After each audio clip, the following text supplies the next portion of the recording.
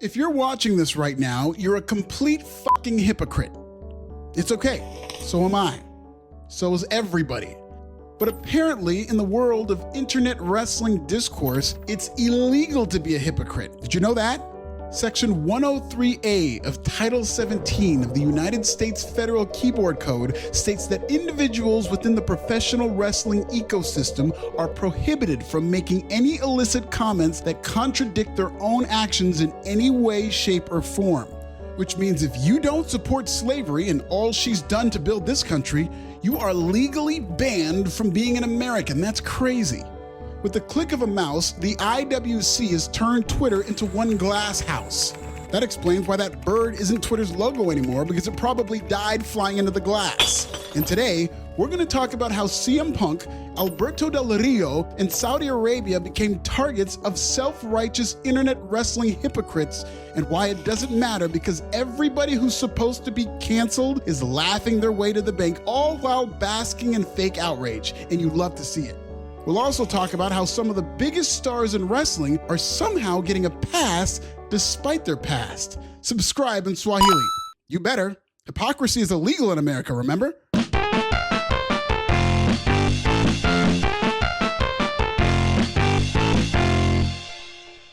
CM Punk just came off a wild weekend in Saudi Arabia where a vocal minority of social media sycophants bottled up their lingering bitterness about CM Punk wiping his feet with AEW and used it to weaponize a 6-year-old tweet against Cousin Phil.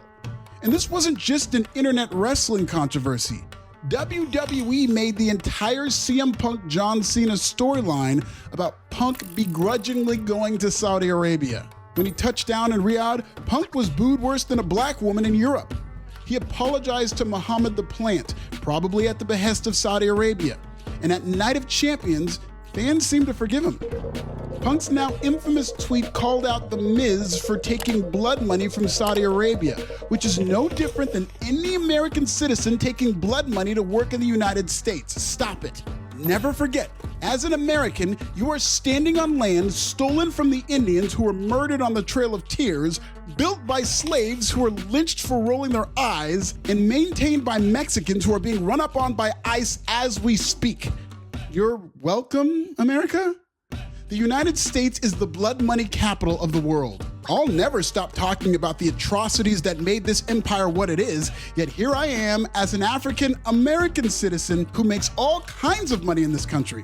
In fact, I like it here. I had a good upbringing, but I'm not gonna ignore the United States of fuckery that went on before, during, and after my existence. That complex juxtaposition of thought makes me as human as it does a hypocrite. For those of you who are racist, where my racist at? This is where you're all like, if you don't like America, go back to your own country.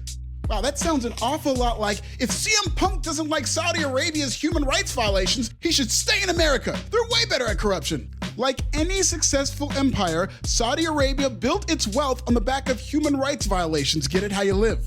The same type of human rights violations that allow balding bumbleclots like Brandon Thurston to tweet about hypocrisy despite his phone battery being built by child slaves in the Congo. So when Thurston's little dumbass is tweeting charts and graphs on his slavery smartphone, does that mean he supports the killing of kids in the Congo? No?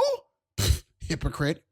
I don't know if you guys know, but the percentage on your smartphone isn't your battery life. It's the number of slaves who died making your battery. That's why I stopped charging my phone altogether. I want no part of this. Me charging my phone is a vote for slavery and therefore makes me a hypocrite. And I'm happy to report I'm down to just 13 dead slaves. Americans getting mad at Saudi Arabia for being corrupt is like Donald Trump calling Vladimir Putin a bully, or David Bixenspan calling Diddy a creep. It's all just grandstanding, virtue-signaling bullshit from broke-ass, predominantly male hoes who only have the privilege to be outraged because they'll never be famous enough to be bought out by Saudi Arabia.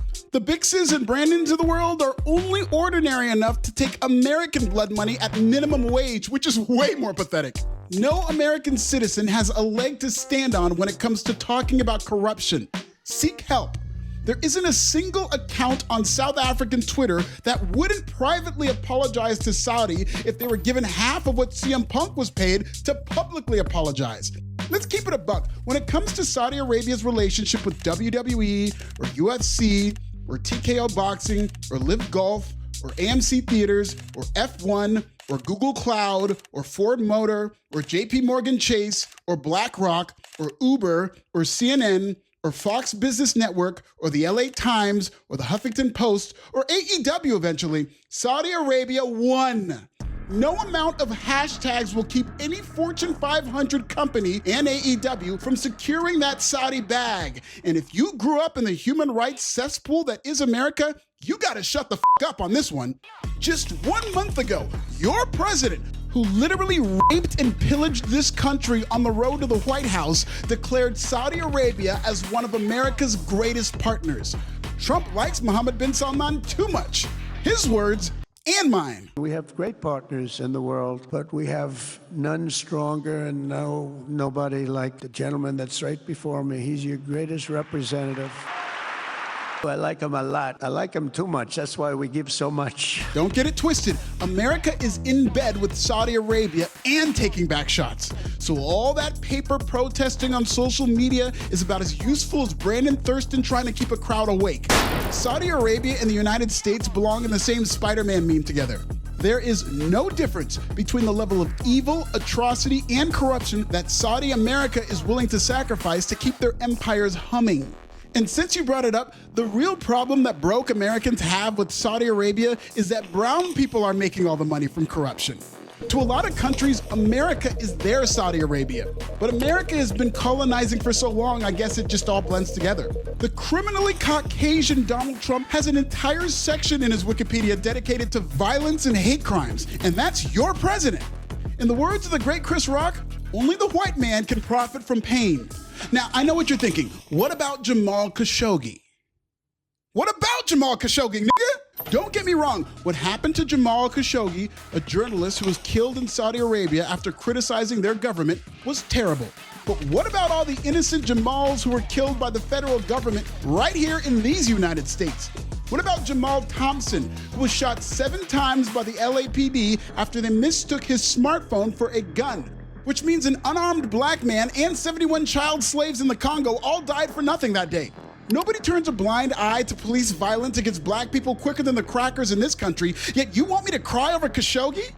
I guess the only time Americans care about brown people dying is when brown people are doing the killing too. If Jamal Khashoggi was an unarmed black man in Kentucky, they'd be like, well, what was that nigger wearing? Maybe if Breonna Taylor was shot in Saudi Arabia, them crackers would say her name. But the projection in hypocrisy in pro wrestling doesn't stop with CM Punk. Gringo fans were fuming when former AAA world champion and friend of the show, Alberto Del Rio, was signed to a WWE contract on a technicality. In reality, WWE had no plans on using Del Rio out of fear of drowning in a social media snowflake snowstorm. Unlike every other wrestler in the history of wrestling, Del Rio has legal problems in his past. He was charged with kidnapping and aggravated assault. I follow this case very closely, so let's talk about it. In 2020, police responded to a call from Del Rio's house, where they found his girlfriend covered in bruises with a bloody nose. Del Rio was arrested in Bexar County, where he pleaded no contest to domestic abuse, served 1 year probation, and paid a $1,000 fine. Now, objectively, does that sound like somebody you want to see on WWE TV? No! Interesting, because that story wasn't about Alberto Del Rio. It's about Stone Cold Steve Austin in 2002. Alberto Del Rio's charges were actually dropped. He was never convicted of anything. But when that glass breaks like it's Deborah Marshall's nose, people lose their minds to this day, myself included. I guess that shattering is the sound of throwing a stone cold from a glass house. Stone Cold Steve American was punished in a court of law for alleged domestic violence, yet he's not reduced to his lowest moment as a woman beater the way Alberto Del Mexican is criticized for charges that were ultimately dropped. Tell him, Chris. Only the white man can profit from pain. Luckily for Del Rio, they don't build glass houses in Mexico. My guy Del Rio has become an anti-hero, a AAA disruptor, the Mexican Karrion Kross. AAA fans are embracing Del Rio after the gringos in the States did everything they could to cancel him. Similar to how people rally around comedians when motherfuckers try to cancel us, which won't be happening to me this summer when I drop my first comedy special because it was all squeaky clean material for Mormons shout to dry bar, which is crazy because I'm an atheist, but I will take that Mormon money if they have a stage and a crowd. Such a hypocrite. I don't blame Mexican fans for embracing Del Rio one bit. You know who else doesn't blame them? WWE. They've taken note of Del Rio's popularity and even tested the waters this past week on Raw with an Alberto Del Rio mention on TV. Let's go! League of Nations, Sheamus, Rusev, Alberto Del Rio. Imagine if the roles were reversed and AAA bought WWE. But AAA fans got all self-righteous and said they didn't want Jacob Fatu on TV because he's a convicted criminal who's been to jail. Put the title on Austin Theory. He has no criminal record and isn't controversial at all. All ingredients that make the perfect pro wrestler.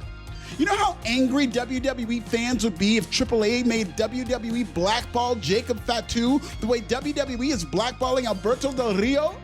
Imagine all the two-faced temper tantrums if WWE took Fatu off TV because of a conviction from the past the way they kept Del Rio off TV without one. They'd be booing Austin Theory worse than a black woman in Europe.